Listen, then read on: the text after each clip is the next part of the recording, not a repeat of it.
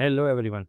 In our previous video, we containerized a .NET Core Web API using a simple Docker file and connected it to SQL Server running on the host machine using host.docker.internal. Now we are going to take a step further and containerize both our .NET Core Web API and SQL Server together using Docker Compose. We shall be using same project we used in our last video. So if you haven't watched that one, make sure to check it out first. Before we start, let's quickly understand what Docker Compose is. Docker Compose is a tool that allows us to define and manage multiple containers in a single YAML file. Instead of starting containers one by one and linking them manually, Docker Compose takes care of everything like networking, dependencies, environment variables, all in one place. Why we use Docker Compose? I mean, we can do things with the simple Docker files, and why we need Docker Compose at all? Multiple services together. A Docker file is used to build a single container image,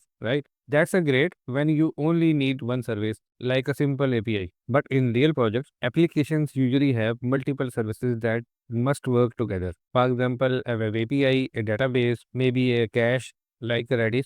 So that's where Docker Compose can help us. One command startup. Just run Docker Compose up and everything starts. Easy to share. Anyone can run the project with a single command, right? We will see this command later in this tutorial. Automatic networking. Containers can talk to each other by service name. In Docker Compose, automatic networking means that all containers defined in the same Docker Compose YAML file are placed on a common network automatically. This allows containers to talk each other just by using their service name instead of IP addresses. For example, your web API can connect to the database using the name DB instead of remembering the container's IP. So basically, Docker Compose makes life much easier when working with multi-container applications, right? So let's get back to our project. Okay, first of all, right click on your project, add, click on OK. Click on Container Orchestrator Support. It will show a dialog with Docker Compose. Click on OK. And it show dialog with Container OS, Docker file. Let default option be selected. Click on OK. As soon as we added Docker orchestration support in Visual Studio, it did a few things automatically for us. First, it created a new Docker Compose project inside our solution. This project is responsible for managing multiple containers together. For example, our Web API container and SQL Server container. Second, it added a Docker file to our Web API project. This Docker file defines how to build the image of our application. Third, Visual Studio used that Docker file to actually build a Docker image of our Web API and pushed it into Docker on our machine like this. Finally, it even started a container from that image. So we could immediately run and test our web API inside Docker. So if I go to containers, and it also created a container from that image. So we could immediately run and test our API inside Docker. I don't need these containers for now. If you want, you can launch your container from this.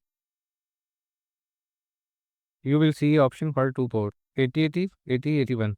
One port is used by Docker internally and the other is mapped to our host machine so we can access the API locally. Here I provide 8080 and here I provide 8081 and I click on that and it has launched our container. So let's click on this path and we can run our API inside this container on this port. But this is something we already done in our previous tutorial. Now we want to containerize web API as well as SQL Server and run these containers through Docker Compose. So let's close it and stop our container. Okay, we now open Docker Compose YAML file and replace our content with the existing one.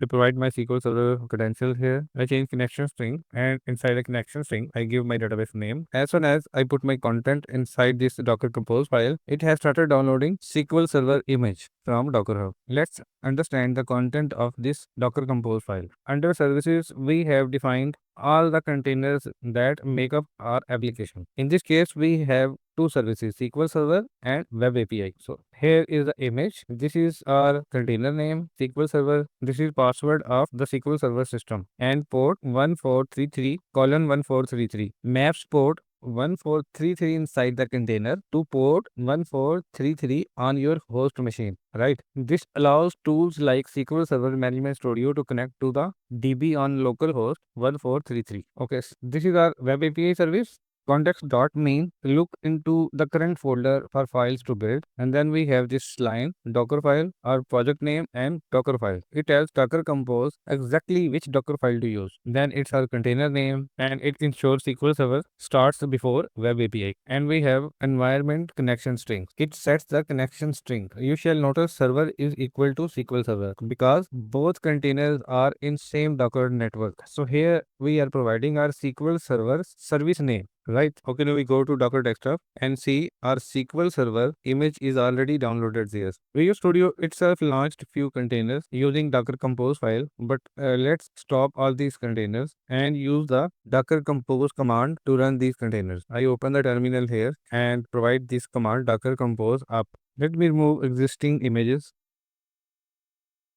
and open terminal here and provide docker compose command. We are getting some error. Docker compose is getting confused. Let's go back to our compose files. We see here is ef core code demo, but here we see ef core code first demo. That's why there is a mismatch between the files. I replace it, go back to docker compose, and let's rerun the command, and it has started. Okay, you might notice Docker is downloading SQL Server image again, even though Visual Studio already pulled it earlier. This may be because we use tag 2019 latest, so Docker always checks the registry for the latest updates when you use latest. Now we wait for this Docker compose command to finish this downloading. This image is quite large, so depending on your internet speed, it may take some time. At the same time, Docker will build the image of our web API from Docker file. Once both steps are done, it will start containers and connect them on a private network. So let's wait for it to complete. Okay, this is output we got.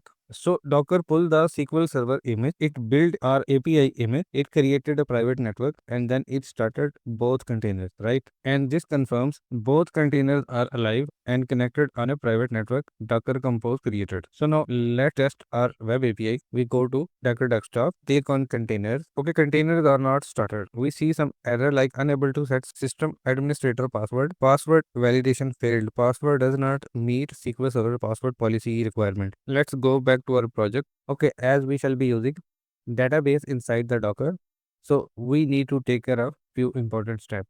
First of all, we need to have strong password. For example, I have this password, test password 123.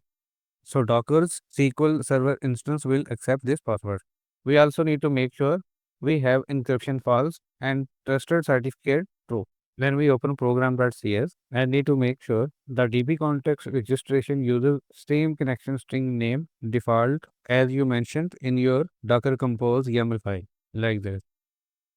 This ensures Docker's environment variable will override the value in app-setting.json. Next, we need to make sure database migrations are applied. The SQL Server container is a brand new. It only has system databases like master model, MSDB, TempDB, but it does not know about your EF Core Demo DB. So this migration will create a new database EF Core Demo DB if it is not already created inside Docker SQL Server. We go back to our terminal and run the command again. Now let's verify this time. Okay, this time our SQL Server container is running, but our API container is not running and giving some kind of HTTPS error that certificates could not be found. So we go back to our override YAML file and replace it with simple content using HTTP only.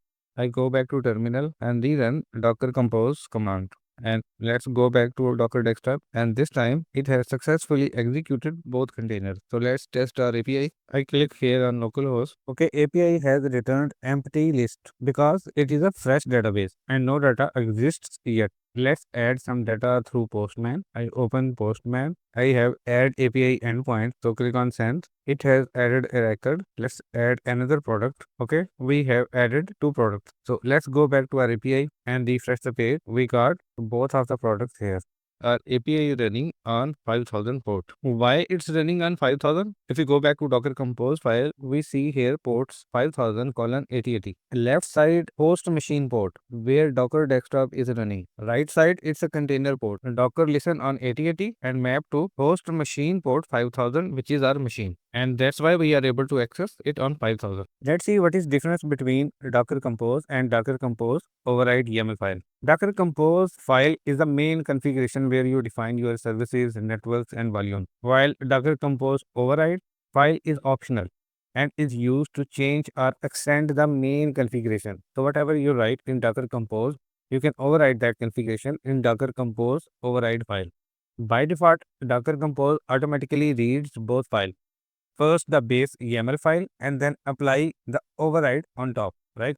So that's it for today. In this video, we saw how to add Docker support in Visual Studio and how to extend it with Docker Compose and how to add SQL Server as a service and how Docker Compose creates a private network to connect containers. If you found this video helpful, don't forget to like this video, subscribe to channel and hit the bell icon so you don't miss future video tutorials. See you in the next video. Thanks for watching. You can even directly connect to the SQL Server container using SQL Server Management Studio. So I connect my SQL Server container. So it's showing database inside SQL Server container in the Docker. So I can apply query and verify data which I just added through Postman, and it's showing both products here.